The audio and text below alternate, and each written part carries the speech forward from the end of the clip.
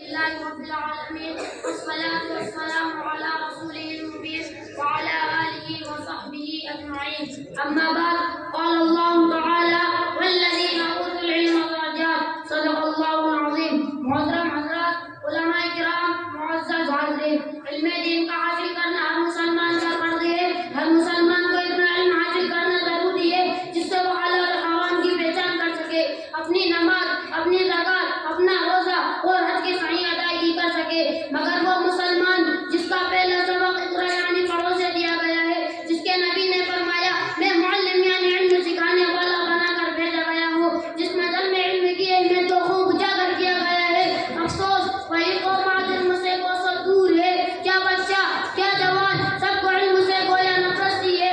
نسلیں کی نسلیں جہالت میں سفر کر رہی ہے، مگر علم دین کا ذرا بھی شوق نہیں ہے. جبکہ علم دین وہ علم ہے جس سے دنیا میں بھی عزت اور رفعت ملتی ہے اور آخرت میں بھی سرخروئی نصیب ہوتی ہے. حضرات سنیے اور غور سے سنیے، علم کا اللہ کے لیے سیکھنا اس کے خوف کے حکم میں ہے، اس کی طلب میں نکلنا عبادت ہے، اس کا یاد کرنا تسبیح ہے، اس کی تحقیقات میں بحث کرنا جہاد ہے، اس کا پڑھنا صدقہ ہے، اس کا ہے پر خرچ کرنا اللہ کی قربت کا سبب ہے. علم جائز اور ناجائز کی پہچاننے کی علامت ہے، جنت کے راستوں کا نشان ہے، وحشت میں دی پھیلانے والا ہے، صبر کا ساتھی ہے، تنہائی میں معجز ہے، خوشی و رنج میں دلیل ہے، دشمنوں پر ہتھیار ہے. حق تعالی شان اور علم کی بدولت جماعت علماء کو بلند مقام عطا فرماتا ہے.